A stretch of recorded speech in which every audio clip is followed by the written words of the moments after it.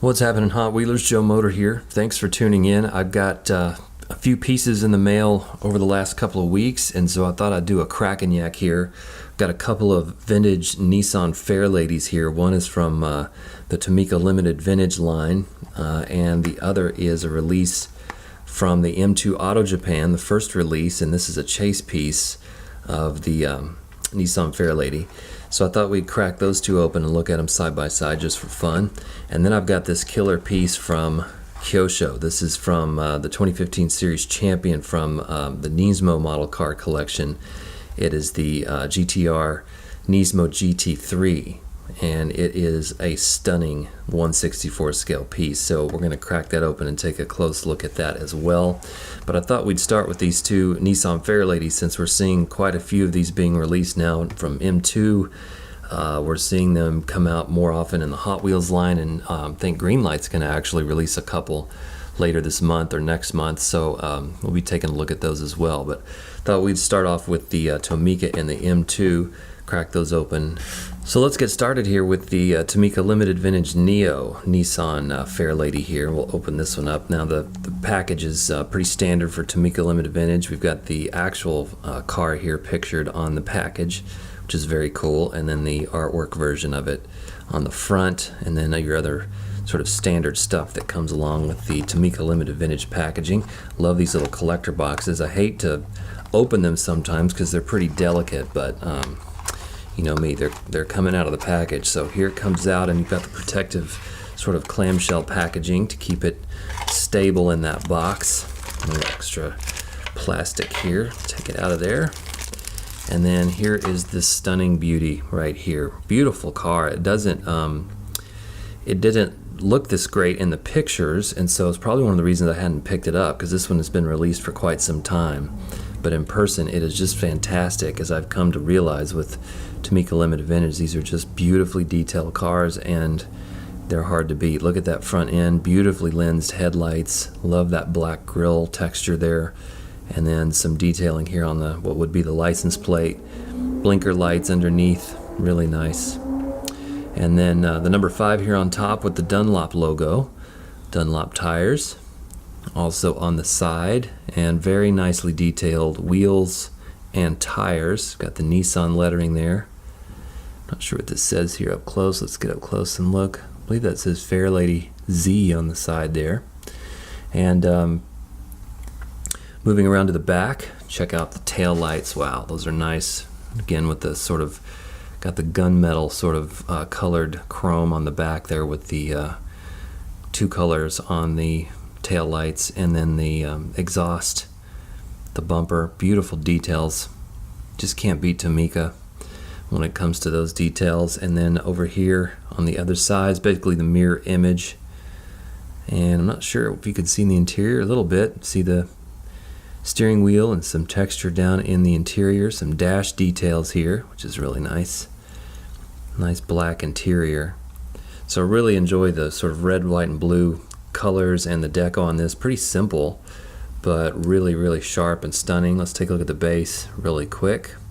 So you can see here it says Nissan Fairlady Z here on the bottom, and the tires are nice and thin, but that is a beautiful looking piece. And this is the based on a 1964, I believe, Nissan Fairlady Z260, I think, maybe a 2x2 or something like that. And as far as I know, it is they talk about it being associated with the All Japan Student Auto Federation or something like that. So I'm not sure if you guys will have to tell me if you know. There's sort of a student league of auto mechanics and auto racers that are together in Japan, and this must be the car that they put together.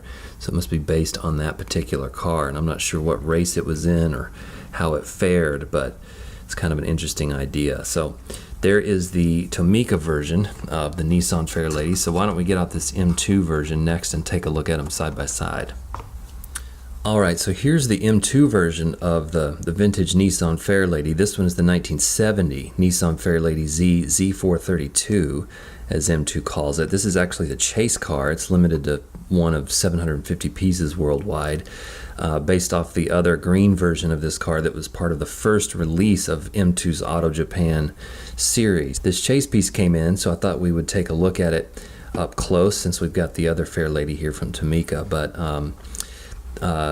I think it's great that M2's been releasing JDM style cars. Everyone's kind of getting on the JDM wagon here, and it's great to see M2 releasing some really cool models. So I still don't understand this J-hook tab, because for the most part, unless you get to these as soon as they hit the shelves, or if you order the master case yourself, then you can be very careful with them and try to keep the packaging intact, because those of you that collect in the package, you want to keep everything as mint as possible. And so when they come in the package, you can get them out and hopefully keep them in mint condition. However, if they sit on the shelf for very long, the collectors and scalpers and such go to the sort of little master cases, and they start pulling them out looking for the chases. And then if they stuff them back in the case, these things immediately start to bend either forward or backward. And you can see when they bend backward, they're already starting to stress the rest of the packaging a little bit. And so these almost as soon as they hit the shelves start to get damaged and worn down. I haven't seen many stores that regularly peg these, and that's what this is for. This sort of J-hook is to put these on the pegs, but the design of this is simply horrible. So if you were to put this up on the peg, you can see it already stresses the weight of the acrylic case stresses the fold here, and so immediately you start to have wear and tear on the package, and it messes it up when they start to peg them. So I've seen a few stores, Toys R Us and Walmart, will peg these every once in a while, but they just end up getting more and more damage on the package. And so for those of you, those collectors that are trying to be purists and keep everything pristine in the package, M2 is really, this is not a good idea at all, in my opinion. You can certainly disagree with me in the comments or add your comments below, but I think this is an absolute disaster. You can't have it both ways. You either do something that's premium and nice for collectors, which this acrylic case is very nice and very premium look to it, but as soon as you add this J-hook, you add damage to the package. And I kind of wonder, if I was on M2's development team, how much money would M2 save if they just got rid of all this together and just put these cars in a blister package. I still think they would sell. I think it's really about the models for me. It's not about the acrylic box. So I'm thinking M2 needs a rethink, at least on this J-hook tab. All right, I'll shut up about the tab now. We'll just get to the car, because I know that's what we're interested in. But you'll see as I unpackage this how much extra packaging is involved, because I'm a loose collector. So I get tired of opening all this stuff up and trying to recycle this or throw it all away. And I know most of you, especially who collect the chase, want to keep it in the package, which I don't blame you, but not in the Joe Motor Hood. We're going to open this sucker up, and I have to say this is a beautiful casting. So let's get this out, take a look at it a little bit on the platform here. I really don't mind the red tires all that much. And then we're going to have to get the screwdriver out to loosen it from the base, so give me just a second and I'll do that. Alright, so here she is unscrewed from the base and out of all that extra packaging, and I have to say it is a pretty stunning looking model. I really enjoy this dark army green color, and again, the red tires don't bother me that much. It's sort of a nice way to distinguish it as a chase piece. Also, the lettering on the side, this sort of Japanese lettering on the side, is on the chase piece that is not on the regular model. For those of you who've seen it, you know what I'm talking about. It's also on the rear window back here. But otherwise, I really enjoy the color of this piece. I think the second release of this is going to be in red, or kind of an orangey red, so I'm looking forward to that one as well. But the hood opens on the M2, which it doesn't on the Tomica. So if you look up close, you can get some nice details in the engine. Really, really nice. Some color accents there, and seeing down into the engine bay there, which is pretty cool. So we'll close that down, and it closes really nicely, fits in there really well, which sometimes is a challenge when you're dealing with opening parts. And then around to the front, you can see the lensed headlights, which M2 typically uses lensed plastic pieces for their headlights and taillights. The mirrors are a nice touch as well, which is something they could have easily skipped. In fact, the Tomica, I don't think it has the mirrors. A lot of times Tomica will include those tiny little parts if you want to add them in, but M2 here has included them, which is a nice touch. And then as we work our way around the side, it's just the Tampo and the deco work on this is really what I enjoy. The Nissan Motor Company Limited lettering, the Japanese nostalgia car logo there, and then the Fairlady Z lettering underneath. That extra lettering there for the chase piece and the Nissan lettering underneath that. Really beautiful stuff there. And again, the sort of translucent or clear red rubber tires are weird, but they're a nice touch because you still have the Goodyear lettering on the tires with the blue sort of lined edges, which is kind of an interesting detail. If you look at them on the bottom, they are treaded, and here's the base, so you can see the details there and where we unscrewed it from the base. It is a metal base, of course. And then moving around to the back, we've got nice tail lights here. These look to be painted and not lensed, so there's a kind of a different detail there. And then you see the Fairlady lettering, just tiny detail there in the where the license plate would be. And then underneath, Fairlady again here on the rear hatch. Nice job by M2 on this piece. I was kind of skeptical at first seeing some of the close-up pictures, but this model in particular, really enjoy how they've treated the Fairlady here. So if we take a look at them side by side, the Tomica and the M2, obviously you're going to see some differences in quality. I mean, it's hard to beat Tomica on really tiny details, but there's a couple of things about the M2 I kind of like. I mean, the fact that they left on the mirrors, that the hood opens and it does so very streamlined, still stays in line with the rest of the body really well. That functioning part is kind of neat. And then again, the color and the deco on the M2, I'm really enjoying that. The Tomica, on the other hand, I think, you know, this deco is nice, but I would love to see some other variations of the Fairlady in racing livery. But this one's not bad. But when you look up close, I mean, it's hard to beat Tomica's details. I mean, if you look at the lensed headlights, the grille work, even the width and sort of stance of the wheels and tires, it's just hard to beat. And of course, you're paying more for the Tomica. The M2s run about $6, $7, or $8. The chase piece doesn't, if you buy it online, but the Tomica runs you about $25. This model in particular, at least when I bought it, was around $25.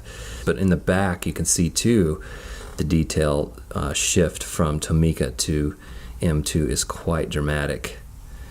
But again, it's something you come to expect when you purchase a Tomica. These kind of details are what you're paying for. And looking up close, man, they are stunning. But, you know, on the M2, they aren't quite the same. But from a distance, both cars are pretty nice. And as display models, you know, 164 display models in a case, you know, they're really nice. So it's really nice to have those side by side. And again, I'll be adding to this collection because I want to add the red version of this. And of course the green light versions that are coming out soon as well from the Tokyo Torque series. So we'll be taking a look at those.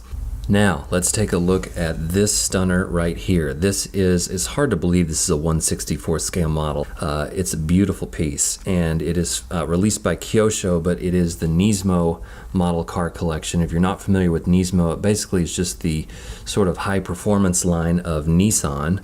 And so you'll see Nismo quite a bit when you see Nissan racing stuff in action. And this is just a beautiful release. This is actually based on the 2015 series champion car. You can see there on the bottom, it's the Nissan GT-R Nismo GT3, and GT standing obviously for Gran Turismo or Grand Touring, which basically just means high performance for long periods of time. High performance, high endurance parts and vehicles, and just an incredible sort of machine right here. And so it's great that this is based off an actual model, and the details on this are just stunning. So we're going to unwrap it here and unscrew it from the base so we can take a closer look at it. And here it is, unscrewed from the base, loose from the package. And look at it. I'm just completely speechless about this car. It is amazing. It is a stunner. I don't even know what to say. Look at it. This is definitely a premium piece that's going to set you back a little bit. But we looked at another model recently, just real quick. We've looked at this one, which is a test car, a Nissan Fairlady test car, which still, the details on this were stunning. and this was a lot cheaper. This was in the $20–25 range, and you can find these test cars and even some of the other models online for a lot cheaper. It's not that hard to add one of these kind of cars to your collection, but a piece like this, it's obviously gonna go for a little bit more money and is fantastic. So let's take a look at it up close. I mean, I'm looking at this off camera and I almost forget that I'm filming sometimes because I just get sort of hypnotized by it. Look at this beautiful piece. So on the side, the tires all blacked out, the wheels are blacked out. We've got the yellow Pirelli logo on the side. The sculpted details on the body are just beautifully done. I love the design, the red, black, and white. And even the mirror, I don't know if you can see, but the mirror has got two-tone color. It's got a black sort of arm, and then the back of the mirror is red, and then if you turn it around, you actually see sort of silver reflective inside the mirror, though.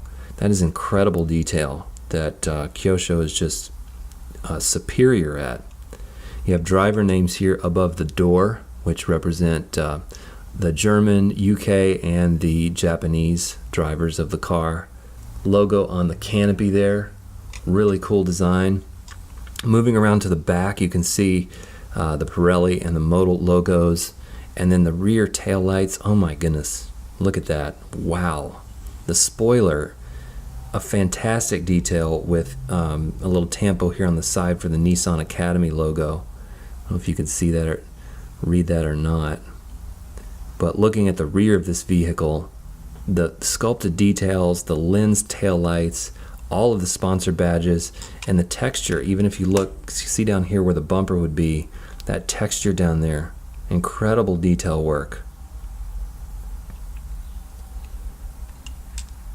So continuing to move around, we have kind of the mirror image on the other side of the car. Driver's names on the passenger side as well. And it's hard to see in the interior. It's not a whole lot of detail, I don't think, but you can sort of see the steering wheel. Got wipers, a little bit of dash detail. But the front of this car, I could just look at this for hours. I really could. It's just stunning. Look at that thing. The grille work on this, the design, look at that mean, angular, sort of sharp graphics on the front there, the lensed headlights.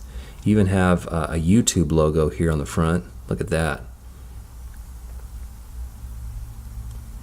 The Academy logo again, the number 23, the UK flag there on the front.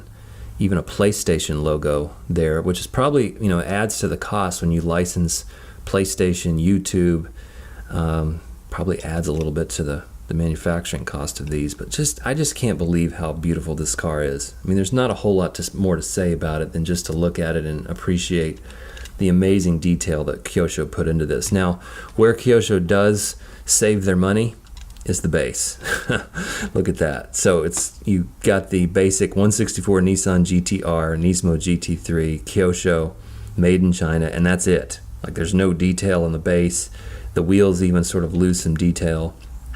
But again, the amount of effort they put into the details, when you're displaying it, you don't notice the base anyway. So it's kind of a good spot to cut corners if you have to, but Kyosho's kind of known for that. The other thing is that this car rolls pretty well, and Kyosho's not always been known for the best rolling cars. It doesn't roll all that smooth, but the wheels do turn, which is nice.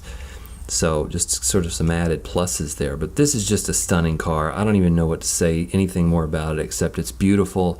I'm so excited to have it in the collection. You know, normally I collect vintage race cars, and that's kind of been my focus, and I've really tried to hone in on that. But some of these GT Nissans and the Acuras and even some of the Ford GTs are just fantastic, and I've got to have some of them.